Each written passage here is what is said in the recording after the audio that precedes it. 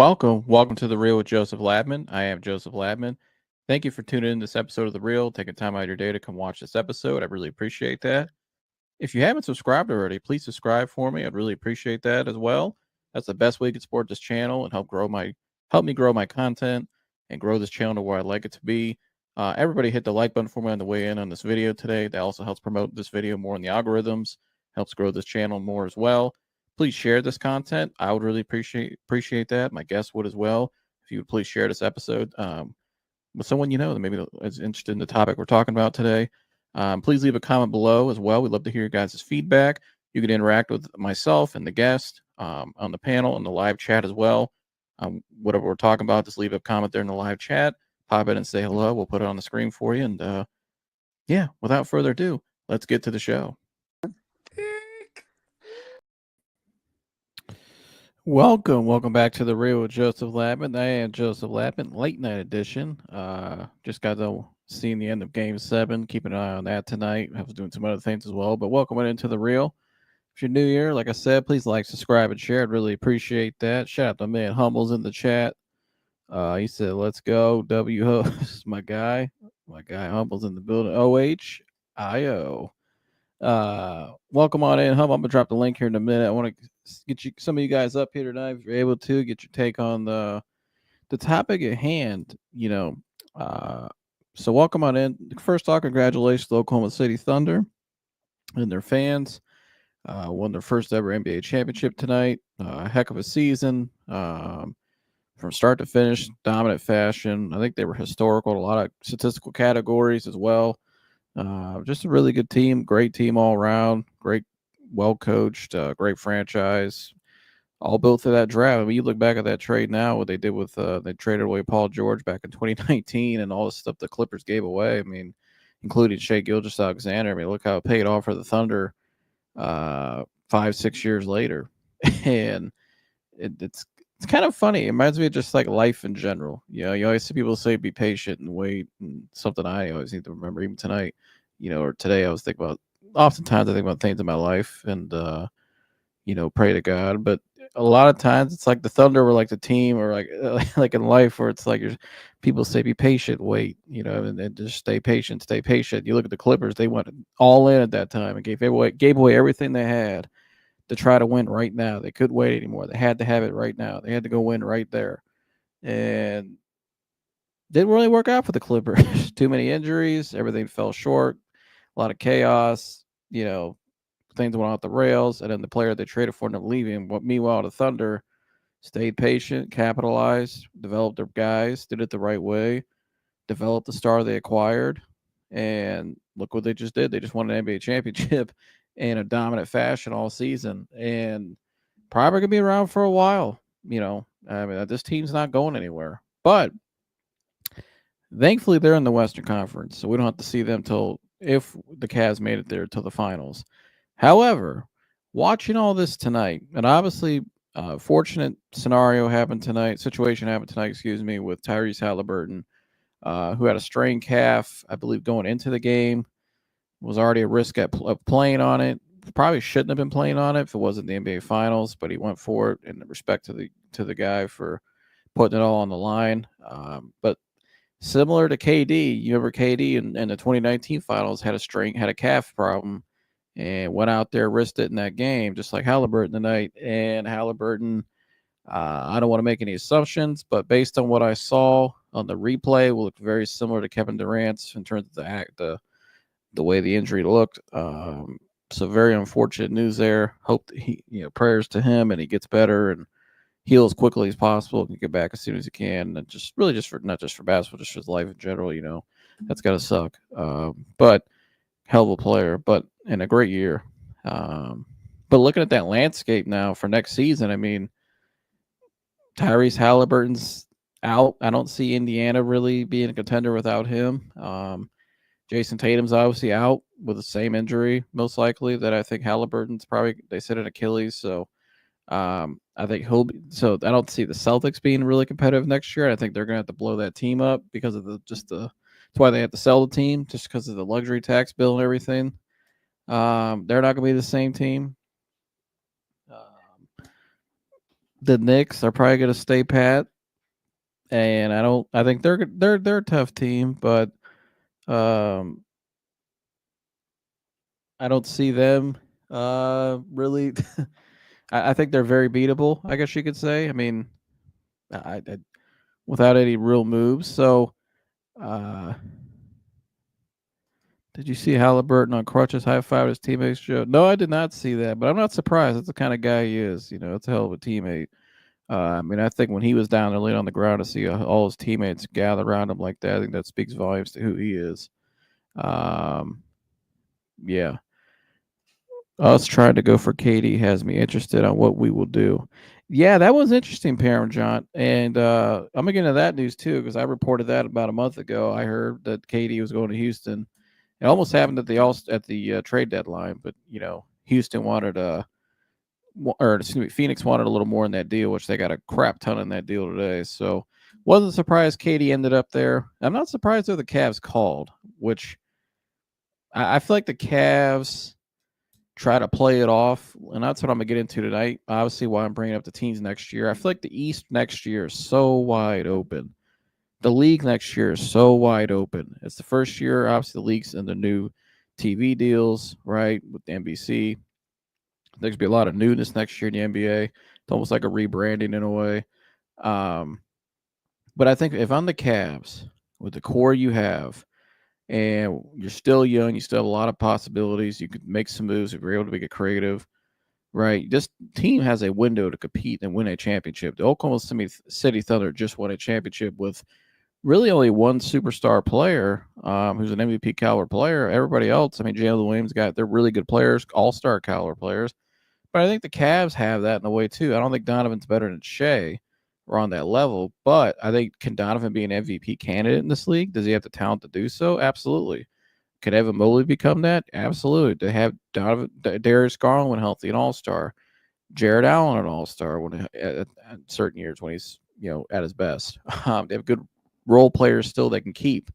Now they got some holes I think they need to fill in that back rotation and get better in some areas. Get rid of guys like Dean Wade and guys like that, and Isaac Okoro, and get guys who could actually contribute consistently and play defense and not get burned like Dean Wade did when they got switched on. Because Dean Wade is a good NBA. I think he's a solid NBA player, but I think we can do better. We can get better there. It doesn't mean we have to get rid of Dean Wade, but I was saying we need more depth on that bench. And so my point though is the window is wide open right now for the Cavaliers to make a move. And that's why it says right here, make your move. Make your move, Kobe Altman. The East is wide open next year. With Halliburton most likely out now, with Tatum out. I mean, who in the East? I mean, like I said, besides New York, who I think is very beatable, um, you can make it right to the finals next year, but you have to be aggressive, and they cannot proceed with the same roster they've had because I just don't think this core four, in my opinion, based on what I've seen and like we've all seen, but from my observation, I don't think this core four, as constructed with the team around them right now, is good enough to win a championship. Obviously, they can't even get out of the second round. You look at a team like Orlando, that's a team to keep an eye on next year because they got better, right? They needed shooting. That was their weakness. They got everything else. They got a superstar player. They got great all-star core pieces around him. Great team built from the bottom up. They needed a shooter, and they went out and got a shooter. They got aggressive. Some people think they overpaid for Desmond Bane, but it may pay off for them in the long run next year. I mean, they're at least aggressive in trying to make a move. When I listened to Koby Altman at the postseason press conference talking about we were first in offensive rating this year, blah, blah, blah, that doesn't make me very excited. I don't care about you had number one offensive regular season. When it's an 82-game season, it's all about the playoffs, really, right? It's geared up for the playoffs. Can you be healthy, and are you at your best in the playoffs? Are you a postseason team? In the playoffs, the game slows down. You have to play more half-court basketball. It's about matchups. You're playing the same team at least 4 times in a 7-game series. So you have to be able to match up. You have to be able to compete with these teams in your conference and make it there and all around the league. And I look at this roster right now. I look at our core four. I just look at Jared Allen at times, way too inconsistent.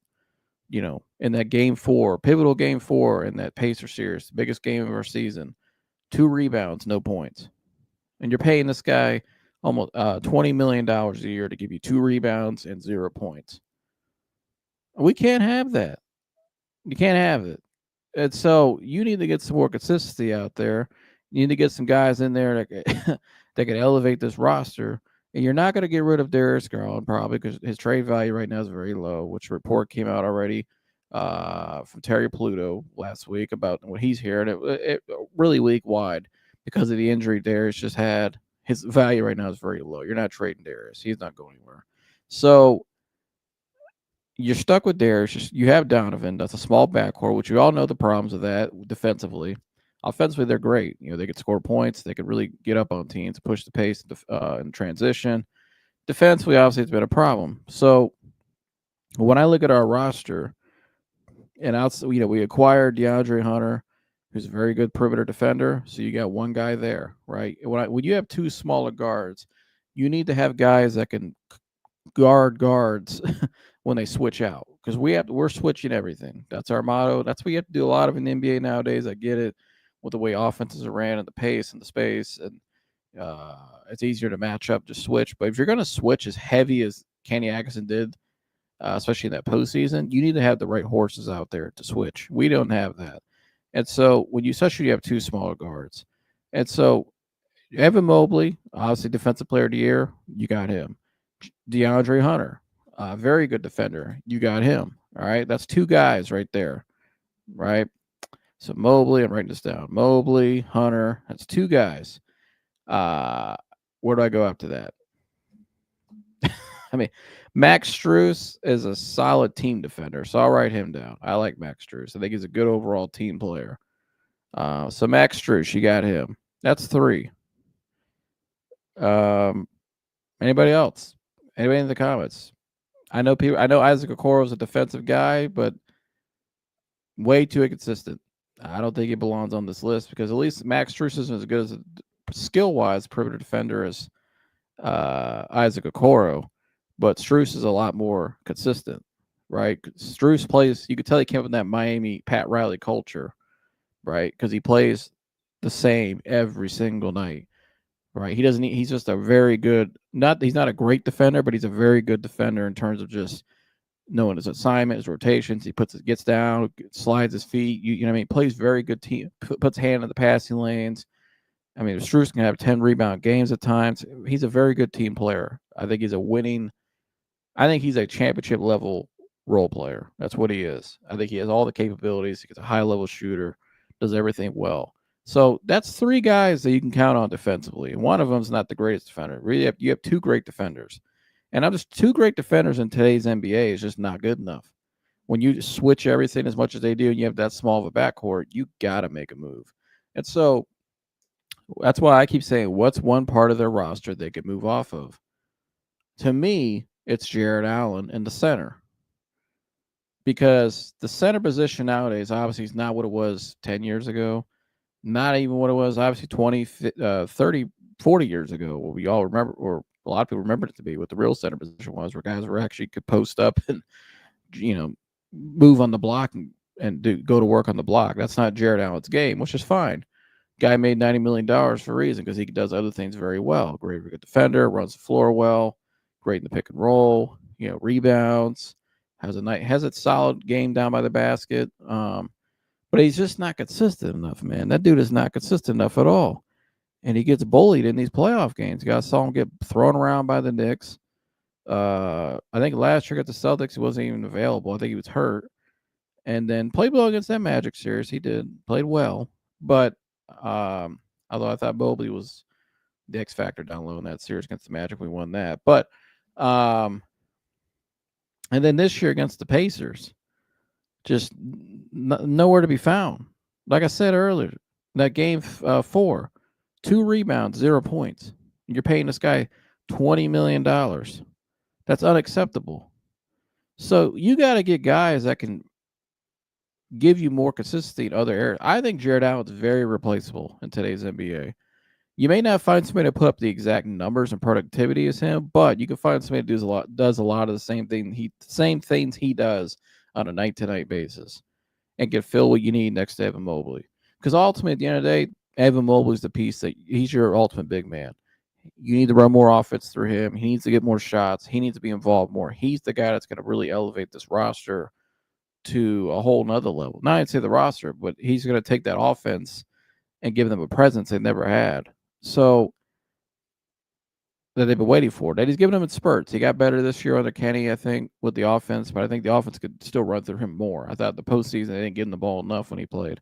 That's just me. But to me, Jared Allen's the guy you can move off of. Personally, I think you can move off of Jared Allen and try to get. If I could move Jared Allen, I don't know what his market would be. Maybe you can call New Orleans. They got some. And the reason why I say New Orleans, and Tune and I have talked about this. Shout out to Tune In Sports. Go subscribe. I think if I could trade Jared Allen for some other quality wings, some like a Herb Jones. Obviously, I would like the guy they got down there in New Orleans. I don't know if they trade him, but the other guy, who's the wing they got? Humble, the small forward dude's really good. I can't name just slipped my mind. If I can get that guy, right, it's some other good wings. That's what I would go for, and try to fill out this roster with guys that can help out our backcourt, help out our core players. And I keep saying in the draft, a name I think slept on, a guy who I think could start, who could be the Derek Lively, like the Mavericks found last year for this draft, is Amari Williams. I think Amari Williams, he's left-handed, played in a system at Kentucky where he did a lot of dribble handoff, has a nice game going downhill, showed he could shoot a little bit at times. Yeah, Trey Murphy, appreciate you, Parent John. Yeah, Trey Murphy. If I can get Trey Murphy, I would definitely do that. Yeah, Trey Murphy. Appreciate Parent John or Herb Jones. Trey Murphy been my number one if I can snag him. I would go, and that's probably the guy who some people think they wouldn't give him up, but that's why I put in the thing: make your move. Because if you're look how aggressive the Magic were for Desmond Bane, who is a solid player. He's just a spot. He's a great shooter, but very valuable in today's game. Why not go all in for a guy like Trey Murphy? Why not? I mean, I think you're in a position now where you have to be a little more aggressive than you want to be. You can't just play it safe, and you can't just say, "Oh, we're giving up too much," and blah blah blah. What draft pick outside of Evan Mobley and Darius Garland, those two picks, what draft pick have they taken beyond that and like later first round, second round that's been important to this team? None. So what value does it? I mean, I hear people say we can't trade up all these assets, these picks, these second round picks, these late first round picks, most likely, they haven't meant shit to us anyways. So why not use those? And maybe you have to give up a little more than you want to. I'm not saying maybe it'd be all like how the Rockets were, but still, I mean, the Rockets, and I kind of tip my hat to them a little bit, Doug, because they're at least trying to win now. They said, the hell with it. We're going all in. If I'm the Cavs, you got to go all in. And the Rockets, kind of similar in a way, in terms of they had a team that made it to the first round, but they're Jalen Green is a little immature in a lot of ways. Like with his game, he's just not there. We're not going to pay this guy that kind of money that he wants as a star player because he's not worth it right now. We might as well just try to maximize we have a great team around him. Why not get another number one who's proven, who can really probably be better? And obviously Kevin Durant is that. He's a future Hall of Famer. He's one of the best players in the last 20 years. So they went all in, and I kind of don't blame them. I mean, what do they have to lose? Because if not, they'd have been stuck paying a guy who probably wouldn't be worth the money to them right now. And I think right now he's not worth that kind of money. Maybe when he goes to Phoenix, he'll prove otherwise. But right now, Jalen Green's not worth the kind of money he's demanding. So I think Houston, and they just acquired a first ballot Hall of Famer. So, yeah, if I'm the Cavs, I got Jared Allen, who they're not on the same level as Jalen Green talent-wise or as a star, franchise player, but he's an all-star. He's making $20 million a year. They gave him a $90 million deal. And at times he hasn't, a lot of times he looks like a cheap deal during the regular season, but in the playoffs, he hasn't lived up to that, in my opinion, consistently. So I have a piece right there I think I could move. and I have some assets, second round picks, whatever I got, young Dean Wade, other guys, younger guys. I think teams may be enticed by that I can move to. And so if I'm the Cavs, it's time to make your move. Call New Orleans, try to get Trey Murphy. Trey Murphy could be an all-star in this league. Trey Murphy, like Parent John said, is a walking bucket. I'm gonna get some of these comments. I'm gonna catch up on these comments in a minute, guys. I'm sorry, I'm trying to get my point across here first, but and I'll get to your comments. But you know, it's time for them to go all in. No more playing it safe. Here, you got your core guys. You got Donovan Mitchell, who's a star. Darius Garland, healthy, is an all-star player. Very great point guard, great franchise point guard. Yeah, he could be better defensively. I think he'd be better in a lot of areas, but Darius is still a hell of a player. Evan Mobley could be your franchise player. He's a unicorn. He's that good. I think they need to feature more, which that seems to be an emphasis so far this offseason, like Kobe said in that press conference. So I think they know it. He needs more than, and Kobe said he needs more than 13 shots in a game. This guy should be a walking 20 and 10 at least. He's that good, 20 and 11. So you got him. You got some others. You still got Strus, who's a quality player. I think Jalen Tice, who they drafted, could become a quality player. I want to play Amani. Another thing with Amani Bates, and I'm going to keep saying, I know people want to hate. Some people don't like hearing that. They get tired of it. But I'm just saying, you got a guy that talented, you don't even play him. And it just shows where your mentality is right now. You're just playing it safe. You're just cool with what you got. But what you have ain't good enough. What you're doing is not good enough. It's time to turn up the heat a little bit, and it's time to get more aggressive. And not just with trades, but play your guys. Throw them out there. It's year 3 now. What the hell is good is he sitting there in street clothes, clapping and waving a towel? He's not. You want to be like Tristan Thompson? No. Get your ass out there. Get out there and play.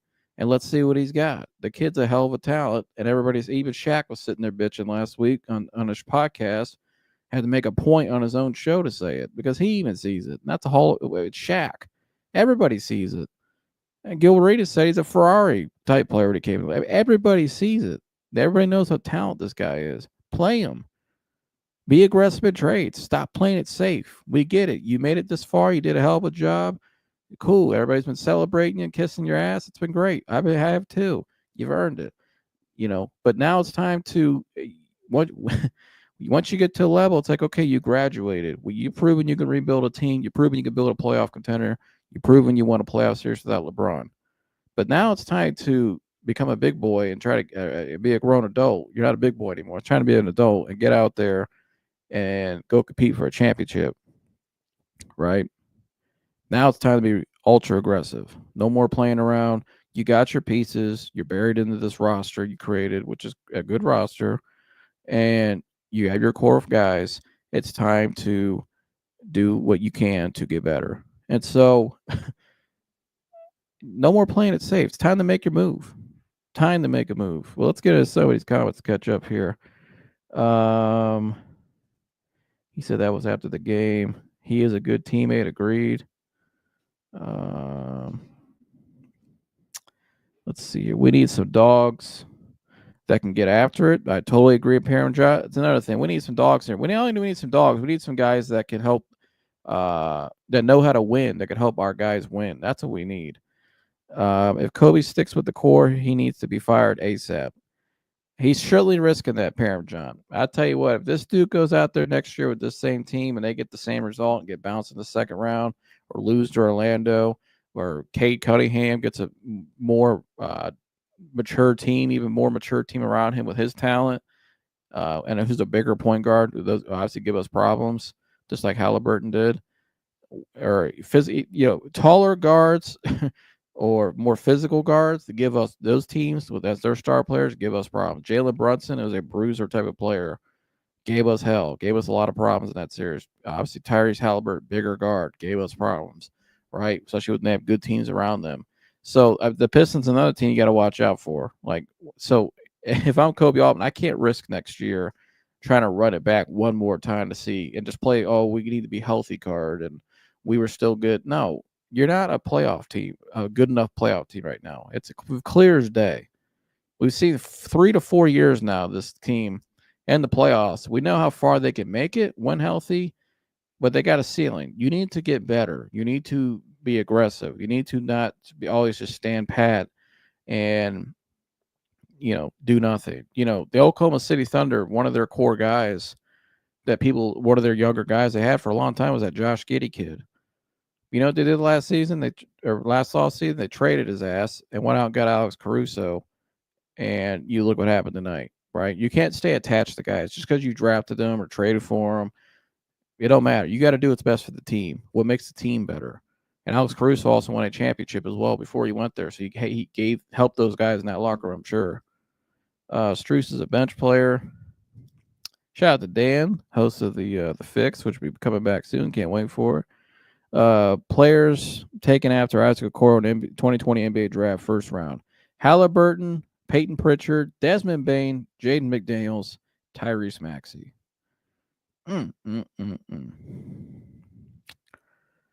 Yep. Unbelievable. And I like Isaac when he came out, and I like the guy, but he just hasn't never fully obviously put together the jump shot, but it's just not consistent either, and can't really create his own shot either.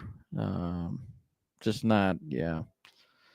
Oh man. Shout out to my Aunt Joan. Always needs more shots. Yes, he does. He always needs more shots, Joe. Tell about it. And if I was him, the amount of shots I got in the game, I'd probably take more shots off the court too, just because I'm so pissed off. I want my center to back his teammates and not just stand there thinking about chess or other stuff. Yeah, I agree.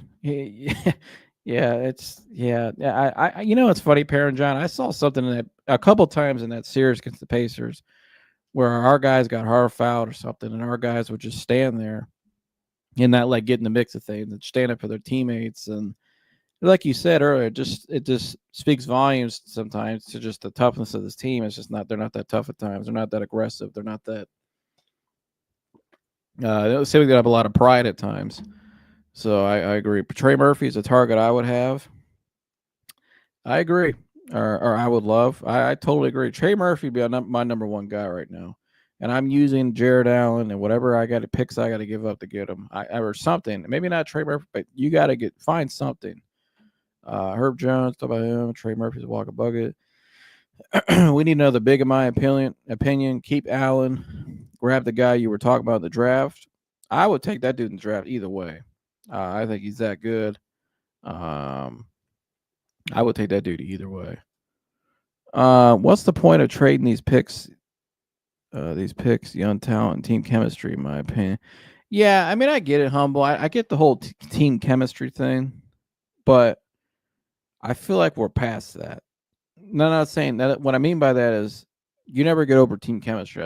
It doesn't matter what team you have, how many pieces you have to have chemistry, right? But I think this group is already so close that even if you remove the Jared Allen, because I think they're at a point now where roster wise, you have to get better. What I'm saying is, if they keep doing what they're doing and the same results, that team chemistry is going to go out the window because guys are going to get tired of it. You know what I mean? They're going to think we're not good enough to win. I need to get out of here. Let me call my agent, see if I can get traded. Right? You run a risk either way. But I think the risk for this team and I think each situation's of its own. But I think this situation where the Cavs are, I think they're running a bigger risk of running it back and losing this team anyways. They're just guys wanting to check out because they're not good enough. I think they need to get better. I think winning franchises, winning organizations, sometimes you have to take risk.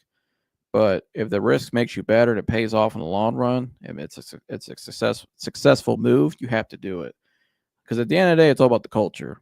The culture is what makes the chemistry a lot of times. It makes the guys happy. Guys want to come to work every day, play hard each and every night.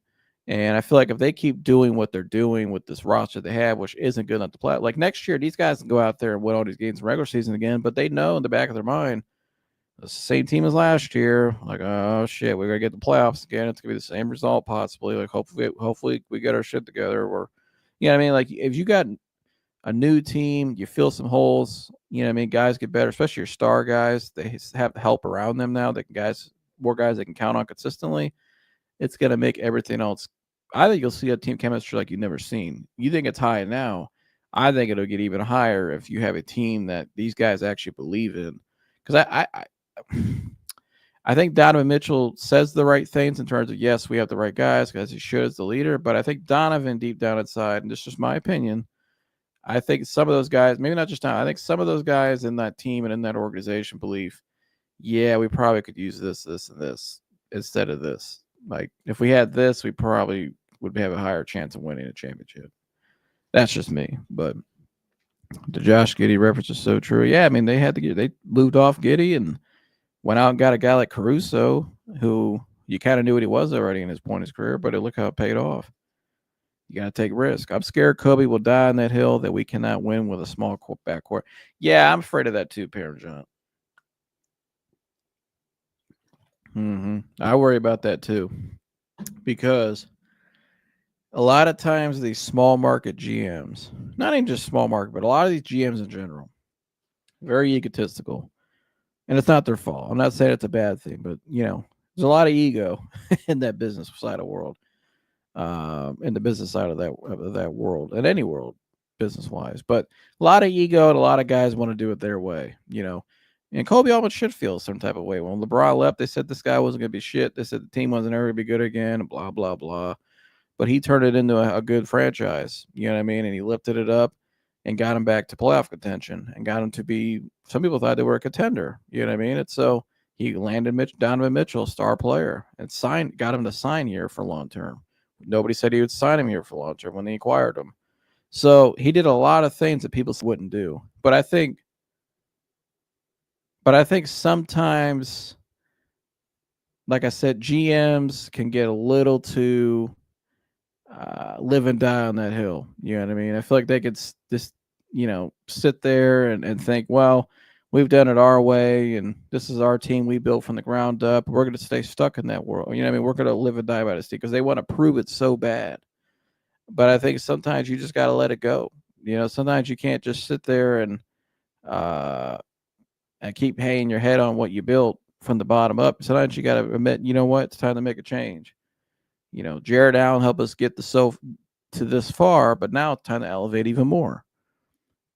That's why I don't kill Jimmy Haslam for the move he made, football wise, with Deshaun Watson, because Baker Mayfield got them so far. Now, do I think they developed Baker properly? No, that's a whole other story though. But I get kind of what they were seeing that offseason. Like, we feel like Baker's a guy that can get you to the playoffs consistently, but can he actually get you over the hump and win it?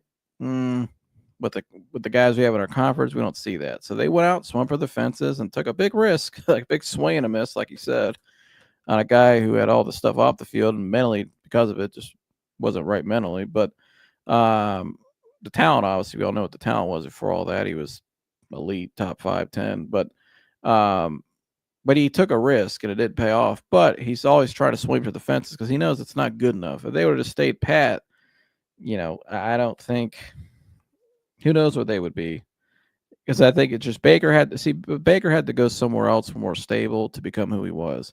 The Browns, with who they are, they need somebody that can kind of is able to carry a little more than Baker can. But, had they stayed with Baker, they probably wouldn't be where they want to be still. Maybe they've been a little better, but they still wouldn't be where they want to be. That's not a lot of Baker's fault. That's a lot of their fault. But they had to find that right piece for them, for where they are and what the kind of organization they are. The Cavs, in my opinion, are kind of, in some ways, like, okay, we got our guys, but like I keep saying, with what you have, it's shown it's not good enough. I think you have to, maybe a guy like Jared Allen. I keep using his name because I think he's the most tradable asset we have, the most reasonable and realistic. You have to get aggressive, and sometimes maybe you have to overpay a little bit, but you have to take that risk. You have to be able to swing for the fences. And if you land the right piece that fits your organization, what you need, if you bet on yourself and your coaching staff and your players, your leaders on the team, which I don't think this team has leaders right now, but I think they need to get more of those. It should pay off, especially with the East. And that's why I keep saying this live tonight. The East is wide open. He said Aunt Joan. Shout out to my aunt. Tune In Sports. What's up, brother? He said, what's good? Good to see you. Go subscribe to Tune In Sports. He'll be maybe might be back cooking this week on all things Cavs. So I'm sure there's a lot of breaking news coming out. This week's the draft as well, so there'll be a lot of stuff going on just throughout the NBA in general. Uh, he said, "Mr. Frickin' Tooted Sports, welcome in, Young King." Um, he said, "I'm glad the Cavs didn't trade for KD, even though we was a wild card. Everyone thought Watson would be good. Dude just forgot how to play football. Yeah, his confidence wasn't there." Humble said, "Yo, Joe, I gotta get some sleep. I gotta wake up early. I want to thank you for everything, though, bro, for the content, the community chat, the laughs, for being a good friend. Appreciate you, bro. I appreciate you, Humble. Love you, brother, and hope you get a good night's sleep. And we'll see you in the next one. And shout out to you. Humble's always the real one of the realest people I know. Probably the realest. Love Humble, and he's always holding down the chat for me. Hope you're having a good weekend. Yeah, shout out to Parent John as well. But I think they can't stand pat. They got to make some moves, and I think you know, Jared Allen's got to be the guy who, in my opinion, you got to try to move and use a little more draft capital you want to use, and get aggressive and target somebody you really want. Target somebody that could really help this team, whether it's a Trey Murphy or whoever it is. You need to get aggressive. Time to get aggressive. It's time to, not play it safe anymore. You got to make your move, because really he can play it safe, Koby Altman, and he can hang his hat on a lot of things of what he's done, and he can stay attached to as a safety valve. But Dan Gilbert's not, and this is why I like Dan Gilbert. Dan Gilbert's not the type of owner that's just going to stand pat for a long time.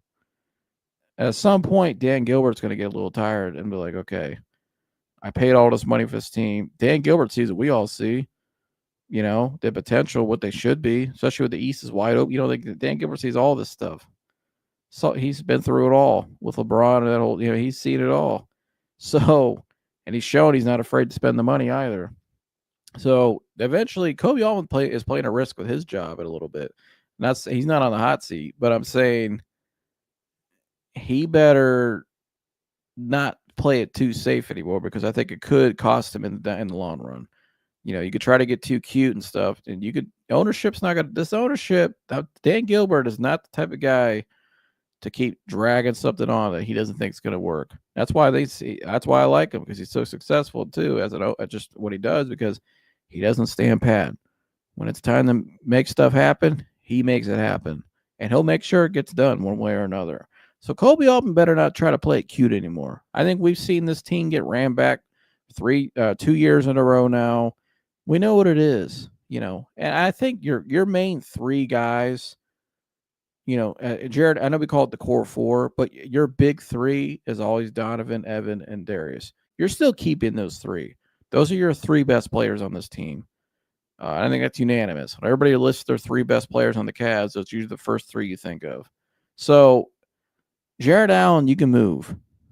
And you can use some of your picks, maybe a little more than you want to, and go get somebody. You got an owner that's willing to pay, which he knows that. Dan Gilbert will do whatever it takes to win. He don't give a shit. That's why I love the guy. But shout out Dan Gilbert. And I'm sure he's putting the pressure. I'm not saying he is. I'm sure Dan Gilbert's probably like, hey, man, we need to, and it's unfortunate Tyrese Halliburton and Tatum got hurt. You don't see anybody get hurt, obviously, ever. But that East next year it's as open as it's ever been. I've never seen the Eastern Conference there's no team right now you can think of next year in the East that's like, oh yeah, they're definitely. I mean, the only team I could think of, because they have a superstar, a guy who's becoming a superstar, is Paolo with the Magic, and they got it, and some people think they overpaid, but they got aggressive, made a move. If they become a team that's formidable and takes the next step, they can definitely come out of the East next year. It's wide, because it's so wide open. Who's in their way? The Knicks? I mean, the Knicks, they're the Knicks. They're like the Browns. I'm not counting on them. And they're probably not making many moves, it sounds like. I'm not betting on them. I don't think they're good enough I don't think they're a good enough team to make the championship either. But they may just, if the Knicks may still get there just by default, because they're just the only team that's good enough. Because the East is that wide open. So if you put a good enough team, Koby Altman, next year that can compete as a playoff built team, a well-oiled machine, and it is built around your core main three guys, you can go out there and make it to the East and win a championship next year.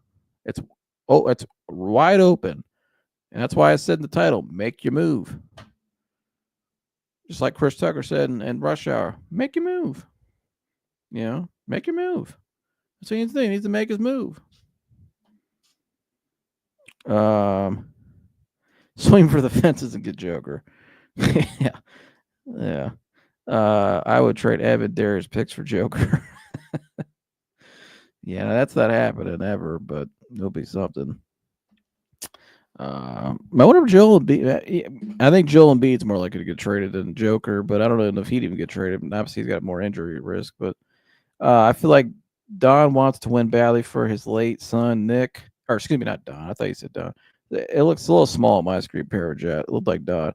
I'm thinking of Donovan Mitchell. I feel like Dan wants to win badly for his late son Nick. It has lit a fire under him ever since he has passed. This next championship is for his son. Oh yeah, I'm sure that's definitely something that plays in the back of his mind, and wants to get it done for his son Nick. And thankfully, Nick got to see a championship while he's still alive, and that was awesome for all of us. 9 years ago today was the parade, which is crazy. I remember that day. That day was crazy, unbelievable, craziest parade I ever saw. But yeah, I'm sure all these guys, they want to win. It's their time now. That's why I'm saying. And that's why I'm saying this tonight. It's their time. Like, look at all we went through for the last almost 8 years now since LeBron left. 7, 8 years, going to the 8th season now, and it's time. It is time to get it done. The fans deserve it. They deserve it. Your players deserve it. It's time to get it done, and it's time to go out there and be aggressive in the offseason. No more of the stuff we've seen the last 3 years, 4 years. It's time to elevate. And it's time to take the next step. So that's my whole point tonight. It's time to get it done. I'm sure, Dan, you're right, Perry. You nailed it. Dan is definitely going to want to. That's why I said with Kobe, he can't play it cute anymore because Dan's not going to stand pat. Dan, I'm sure Dan loves Kobe Altman. I'm sure, he take care of him. It's his guy. But he's not going to. If you don't feel like you're getting the job done or you're playing it too safe, you ain't going to be around much longer. He's shown that. He ain't afraid to do what it takes. That's why he's a great owner. I'm going to play this real quick before I wrap it up. This is from Brian Windhorst over on 5 Good Minutes of Windy this week. What he's hearing right now, what the Cavs' plan is, and I'll react to this right here. Anything you're hearing? Well, one thing I'll tell you, I will almost 100% guarantee, which is that the Cavs will not be trading into this draft. Because they do not want any more money on their roster. So I actually think they're probably okay with the fact that they don't have a first-round pick this year. Mm-hmm. They couldn't even get their last year's first-round pick, Jalen Tyson, a lot of minutes. And with where they're at in the second apron, they don't need to add salary to their books. It's one of the reasons why you saw this last week. The Indiana Pacers traded out of this year's draft. They did that because they're going to probably face going into the luxury tax or very close to it to retain Miles Turner, who is on their roster and a very important player. So I would be surprised if the Cavs have even had very extensive workouts with any guys who are first-round picks. Now, so I guess anything is possible, but I do not think that they're looking to trade in. I think if you see the Cavs do any maintenance work around the draft, it might be moving around the second round, or there's a player that they like. They have 2 second-round picks, so it's possible they could combine those 2 to try to move around. Honestly, Chris, I'd be surprised if they end up with the 2 players in the second round. They don't really have roster space for them. It's possible they may draft a player they don't intend to bring onto their roster. Almost certainly those 2 second-round picks will be candidates to be two-way players. Sure. Anyway. So I don't expect the draft itself to be all that interesting for the Cavs. I guess, in theory, they could use those 2 picks to move up for a player. But, and I'm sure they're doing their due diligence and everything, but I just don't expect that to be that interesting. And I think if the Cavs are going to do anything next week, it'll probably most likely be a maneuver to reduce payroll. And the reason that you'd want to reduce payroll would be because you're getting ready to try to sign Ty Jerome and or Sam Merrill the following week.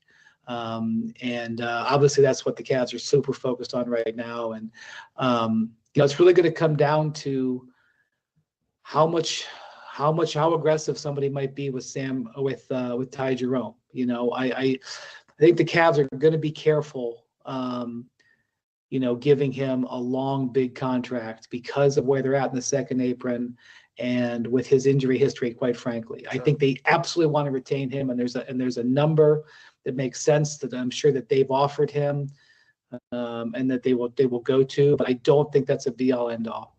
And I think Sam, in the case of Sam Merrill, I think the chances of the Cavs keeping Sam Merrill depend on whether they like the chances of keeping Ty Jerome. I mean, definitely it's possible to keep them both, but if both have other offers out there, I just don't see the Cavs getting into a bidding war. They may end up having to prioritize one over the other. And they've game planned all this out, Chris. Sure. It's not something, sure. They know where they're willing to go on the two players. And to be clear, they want to retain them. Like, that's not an if, answer, but the key with them is that they're unrestricted. They're both relatively young players who are unrestricted, and so they don't have to. They don't have to give the Cavs a match rights, and I think they're both happy to be in Cleveland, but they can just, on June 30th at 6:01 p.m. they can commit to go elsewhere if their offer is there. So the Cavs wanting to keep them, it's possible they could look to offload some salary in the next week. There's definitely been some conversations involving Isaac Okoro and Dean Wade. To be honest with you, I don't see a team right now that would be itching to take Isaac Okoro. Maybe if a team misses out either in the draft or free agency and is looking for a defensive-based wing, that becomes more interesting, and that could play itself out in the next week. We could be talking next week, and we already have a good feel for it. But I'm not sure he's going to be a team's number one option to trade for. So, I think it's a situation where the Cavs will be looking for situations, looking for opportunities, and also with where they're at, Chris. Just to be clear, I'm talking about things they're looking at. Just because I say that doesn't mean they're trying to get rid of Isaac Okoro. I think they're just trying to figure out, if we could make this trade to save money and keep Ty Jerome, do we do that? Right. Do we maybe face losing Ty Jerome to keep this player? This is the way the system is designed. The system is designed to squeeze high-ranking or high dollar teams into losing talent. It's supposed to squeeze players to other rosters. And, one of the reasons why the Cavs were able to get Ty Jerome, quite frankly, is because the Warriors were a super high payroll team who couldn't afford even the slightly above minimum that the Cavs were offering. So it swings both ways. They got Ty Jerome because the Warriors, couldn't justify keeping him with where their payroll was at that time. So that's the nature. So that was Brian Windhorst breaking it all down. Shout out to Wendy. But couple things you said there I want to hit on before I close it out here, which is, a lot of what he's saying there about what their game plan is, with Sam Merrill and Ty Jerome, trying to reduce payroll so they can bring back both of those guys. And, you talk about the Isaac Okoro, Dean Wade thing. So first off, with Ty and Sam, I like them both. I think Sam's a good player. I think Sam played really well in the playoffs. I think better than I expected, at least. He can obviously a shooter. He played well in a lot of their bigger games this year. He's a good player on your rotation. My thing is, when I look at the Cavs team, though, you already kind of have a lot of guys that you have Donovan Mitchell, you have Darius Garland, you have Max Strus, you have Ty Jerome if he's on the roster. You have guys that are, but the first three in particular with Darius, Donovan, and Strus, all three could shoot. All three are smaller for the position they play. And so a guy like Sam Merrill, he's just a strictly shooter. He's not a great ball handler. He's not a point guard. He's more of a shooting guard. So he's only 6'4", I think. He's a smaller guard, 6'3", 6'4". He's not a big guy. So that's something there you got to think about. Do we want to do we want to replace him with somebody a little more size? Because yeah, he can really shoot, but if you can't get stops, you're not going to get a lot of offense. What we saw with this team in the playoffs, when they can't get stops and they don't have guys that can match up offensively, they suffer, they struggle, they turn more into one-on-one because guys are tired. What I mean? They exert so much energy defensively because a lot of these guys aren't great defenders, and what good are you then? So it's the same thing we saw in the postseason against the Pacers. So, and against the Knicks 2 years ago. So again, you may need to look at, can we get something better? Can we get someone that can bring more value to this team than what Sam Merrill gives us? Right? Can somebody bring us more? Do we value more perimeter defense than we do the 3-point shooting with Sam? I would, so that's kind of how I look at that. And a guy like Ty Jerome, yeah, it's like Sam's just a one-trick pony. Yeah, he's just a shooter. That's all he is. He's a specialist. He's a great one, but he's just a specialist. Very good one, I'd say. But they need more multiple in this team. You need guys that are multiple. And I think the reason why we panic or we crumble when we have just one or two injuries, because we don't have a lot of guys that are multiple. Tyrese Halliburton, as banged up as he was in the playoffs, and times he didn't play, as much. That team kept going because they had guys that are multiple and they're deep. Guys that know their roles. We don't have, and veterans like TJ McConnell. We don't have that. We don't have that. We don't have the veterans like that, number one. All we got is Towel waving Tristan Thompson, who's way past his prime and can't give you 0 minutes right now. He's not a, I'm sure he helps guys in the locker room, but he's not an on-court like leader or like Charles Oakley type guy. We don't have that. So we need that, number one. But also, number two, we need guys that are more multiple, more versatile and multiple. We don't have that. Guys that are actually have size, NBA size, 6'7" at the wing, 6'7", 6'8" and above. We need more of that. That's what a lot of these teams that compete, they have that because they find it. And they got aggressive to go get it.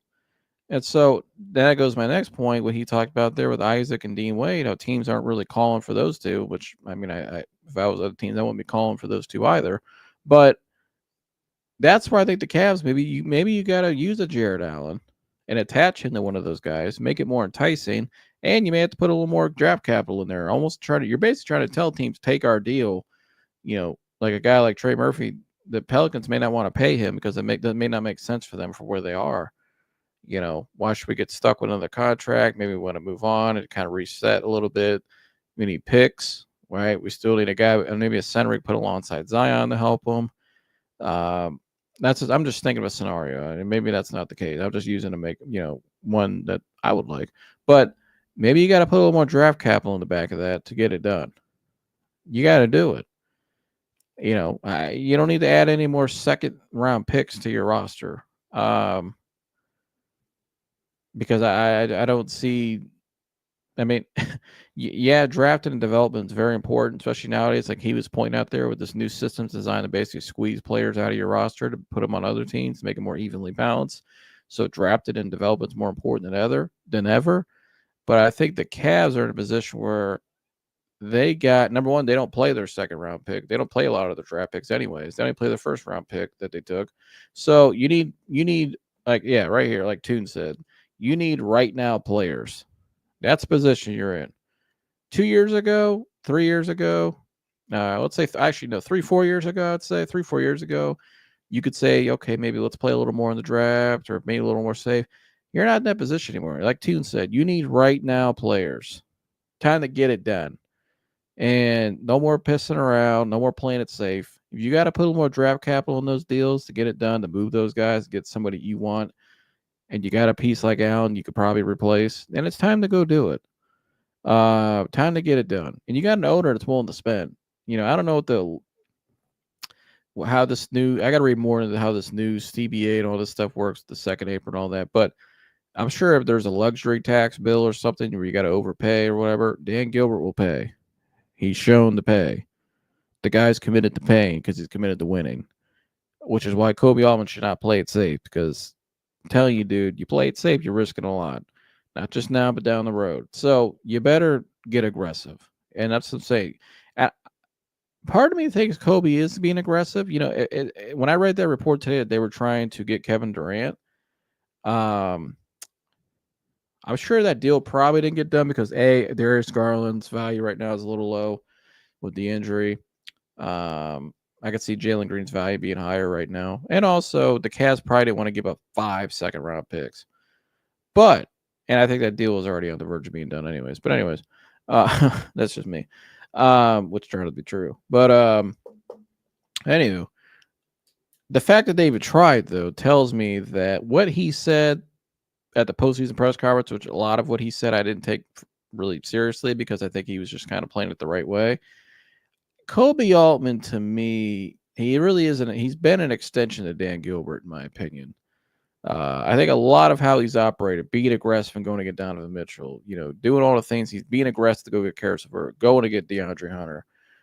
He's smart. He's smart enough to know, you know, when it's time to get a deal done. In my opinion, he's been the best GM of all the teams we've had in Cleveland in the last 5 years. So he's been aggressive. He knows what they need. He knows when they need to get it done. I think he's just, to me, he's somebody who probably a little bit over calculates in some ways, which in a good way. Like he's waiting for the exact right deal that he feels great about. Like this is the deal we can live with. It's what we need. I'm okay with getting this much, right? He's very analytical and everything, and a lot of his negotiations probably. That's how he strikes me, which is good. But I think he needs to be. It's time, like I said, it's time that maybe he might need to show a little more aggression he's ever shown. But I think, do I think he can do it? I think he can because I think the ownership, who he's, I think, an extension of, that's their mentality. I think that'll be his mentality. And I'm sure Kenny Atkinson's probably, you know, when they sit down, they probably talk about some things. Kenny probably, you know, it'd be nice if I had a little more of this on the perimeter defensively, or we had some of these guys, you know what I mean? And less of this, more of this, you know what I mean? So I think you got to, and you just hired this coach too, just one coach of the year, his first year. Bet on your coaching. You know, whatever moves you make, if you feel like it makes your roster better and it fits, if you have the right coach in place too, he'll make it work. So that's where you, again, trust and letting go, like in life. You know, sometimes you got to trust and let go, take risks. You know, I've learned that to overcome anxiety. But, you know, no more playing it safe. It's time to get up and go. Like you got to make a move, dude. The East is wide open. And so when I read that report today about Kevin Durant, it makes me hopeful and somewhat interested that I think they are going around the league and trying to find the piece they know they need. And it tells me that that trade about Garland, or the rumor about Garland and Allen being available is true, because no way Phoenix is taking that call if it wasn't Darius Garland on the they were talking about possibly receiving, right? So they're willing to trade one of those two guys for sure. That's what that report told me. So that tells me, like I said, I think they are trying to be aggressive. But with that happening tonight, unfortunately to Halliburton, you know, it sucks. But he probably not going to be back next year for most of the year, if it's the injury that people think it is. You know, Tatum, we already know that. You know what I mean? The Knicks, very beatable. You know, the Magic, a team I keep an eye on. Pistons, I'm keeping an eye on. But it's wide open though. There's no guarantee. It's very wide open, and you need to make a move. Time to be aggressive, and don't sleep too on a team like Milwaukee with Giannis. They could be a team that nobody expects to be as aggressive, but come out of nowhere and just start making moves and maybe somehow get better with Giannis. You know, and if that happens, now it's like you got another team you got to worry about, and you weren't aggressive. You know, you need to be the aggressor in this case. When the conference is wide open as it is, it ain't time to play it safe. It's time to be aggressive. Time to go. You got an opportunity. It's time to go strike, because you may not ever have it again. You may not ever have it again. I know people try to say, well, you got to keep your guys and look at the teams that keep their guys. Like I said earlier, Josh Giddey was one of their guys in OKC. They said, okay, you know what? He's expendable. We can replace him. They go out and get, they go out and get Alex Caruso. And look what happened tonight. Take risk. When DeJounte Murray was on the table, he went out and got Donovan Mitchell at the last minute when you least expected it. That's what I'm saying. I feel like, something's brewing. I feel like something's brewing. I could feel it. That KD report tonight. You know, Toon, it's interesting. Why did that get out? because I guarantee there was more teams that called besides the Cavs. I'm sure there's always a couple more teams that call, but it didn't get out. But the Cavs calling got out. Interesting. And I feel like maybe that's the tape. Maybe that's what they're slowly. That's the temperature. That's what the real plan is. This offseason, we're gonna make a move, like a move. And so I don't know. I find it interesting that it came out today. I'm surprised that even got out. Am I surprised they called? No. But did I think it was ever going to happen? No. And we talked about it in your show 2 weeks ago, or it was last week. I said, yeah, I wouldn't be surprised if they called for KD. Now, did I think KD was coming here? No. I said KD was going to Houston all along. It was done for a while. But I just want to see if they were willing to actually do it. And they did it. So what is that? I mean, I would think he's got a lot more. I mean, KD's probably like the top of the list. Now you're coming back down that list. You know what I mean? To other really good, you know what I mean? KD's like your 1A player, right? He's number 1 on your list. Now I'm going down number 2, which is still going to be like a Trey Murphy maybe or something like that. That's still a hell of a player. Now he's going to go down he's going to go down the list. And I think this week with the draft, once Wednesday night gets over with, like, I think like Wendy said, after Wednesday night, Isaac Okoro, especially with his perimeter defense and Dean Wade, their value is going to go up because, like he said, there's going to be teams probably that didn't get what they wanted in the draft because they didn't want to overpay for a second-round pick or something, or didn't want to trade the first or whatever it is, right? Or had to settle for maybe a player they had to develop. Maybe some teams will settle for a developmental player, because it's a better pick, but they still didn't get what they needed now. Their value is going to go up after Wednesday night. I wouldn't doubt. The draft is Wednesday, which is the 25th, right? I think from the 26th all the way to July 6th, which is a Sunday, which is about a week after free agency opens, I think from the 26th to the 6th of July, that is 1, 2, 3, 4, 5, 6, 7, 8, 9, 10 days. That 10-day window, it's a 10-day window. I think that'll be their window to make a strike. And that'll be their window to really make or break where the next season goes, in my opinion, where they set themselves up. Because I think by July 6th, I think we'll know where everything's going to be in the league next year. I think we'll have a good idea of it. And so that 10-day window after the draft, that's their window to make some fireworks happen. That's like Toon said, fireworks. That's right. Like the 4th of July. They better make it like I need to see the 4th of July right here in Cleveland. I want to see the biggest fireworks show I've seen from you yet, Kobe. I want to see it. Well, Donovich was some big fireworks, not going to lie. But I want to see some fireworks, damn it. Yep. We want to see it. That 10-day window is their window. You got 10 days to make it happen. And I'm telling you, Isaac and Dean Wade's value will go up. I think that's basically what Wendy was saying. That could happen. And I bet it will. Because this isn't I don't think this draft, I don't say this draft, any draft. Once you get out of the fucking lottery, I mean, it's hit and miss. You know what I mean? It's like throwing darts nowadays. So their value is going to go up, I think. And so that's that 10-day window. He's got 10 days after the draft to make it happen. Make it hot. And I want to say, I'm going to say, I want to see Amari Williams as a Cleveland Cavalier Wednesday night. Sure do. I've been pushing that campaign for 2 weeks now. I want to see it happen. That man can play. So, Kobe, you need to get down there, get down to Kentucky. You need to go meet with Amari Williams. You haven't already. Meet with his agent. Work that man out on the basketball court. Pause. And get him on the team. Yep. That's what I want to see happen.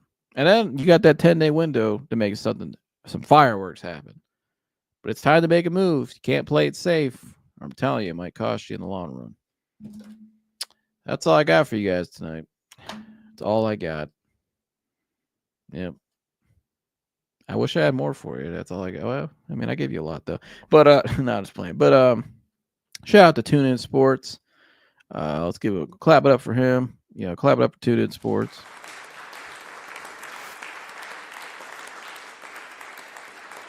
You guys go like, subscribe, and share. Tune in Sports. Great Cavs content creator. All things Cavs NBA. So go subscribe to him. And I'm sure he'll be doing some videos this week lead up to the draft or something. And, he's always got content coming out in the shorts and stuff too. So go over there and show some love. Another guy like myself started from the bottom and built his way up from the scratch. We all have the passion for what we have. He said probably be on tomorrow, so you'll probably see me up there too if I'm available too. I always try to make myself available for that. I love going on there, but go subscribe to him, show him some love, hit the like button, share his content. He's on the rise, and you support me, you got to go support him too. So shout out to him, and had a great weekend. Shout out to Paris Campbell, my guy. Had a great time down at the Paris Campbell Camp Friday, youth camp. Shout out to Coach McGrair for meeting him down there and showing me around, introduced me to some people, and it was great to meet people. But shout out to Paris, it was great. Got to talk to him, and maybe that's some stuff coming in the future. We'll just leave it at that. But shout out to Paris, and great job at the camp, brother, and it was a lot of fun. I also got to meet Chris Drew as well from Minnesota Sports. Shout out to you, Chris, if you're watching. I know he subscribed, and I'm going to have him on the show here. Probably a lot. I'm going to get him on as much as I can because he does all things Ohio State football. I don't want to get more into that. He talks Browns too, I believe, so I'll have him on a lot. And Chris is a great guy. Obviously, great what he does. That's why he's down there on Minnesota Sports, the biggest Ohio State podcast out there, in my opinion. I think they're like 30-something thousand subscribers already and growing, and him and Zach Smith. So, and appreciate a great conversation with Chris Friday. He's a cool dude, great dude, down to earth, and him and I just, feel like somebody I knew forever. We just got hit it off. We were talking for a while, and it was cool. We're gonna do some stuff down the road, like I said. So, great time Friday night. Great day in the 330, and it was a great event for the kids. And shout out to Paris again. That was awesome. It was cool to be go watch and I think I'm maybe next year I'm gonna go help out too if I'm able to. So. So great weekend. But looking for some fireworks coming up soon, Koby, like we said. So shout out to you, Tune. Shout out to Parajont. Good to see you as always, brother. Shout out to everybody tuned in the chat tonight. Shout out to my Aunt Joan. Love you, Joan. Shout out to Dan. And shout out to Humble, like we said. And like, subscribe, share all the good stuff. Please hit the subscribe button. It's free. It really helps this channel grow a lot. I need your guys' support, and any like is never taken. Every like, every subscription, I always take it. Don't ever take it for granted because it really means a lot to me. Just seeing that number go up one, it makes my day, and just because it helps me keep going, doing what I'm doing, man. So your guys' support means everything to me, more than you know. And the more I grow, the more I'll help you guys. I'll give back to you guys too. I always take care of the people that have been there for me and help me along the way. So, man, God is great. Love all you guys, and I'll see you guys in the next one. I'm out of here. Gone.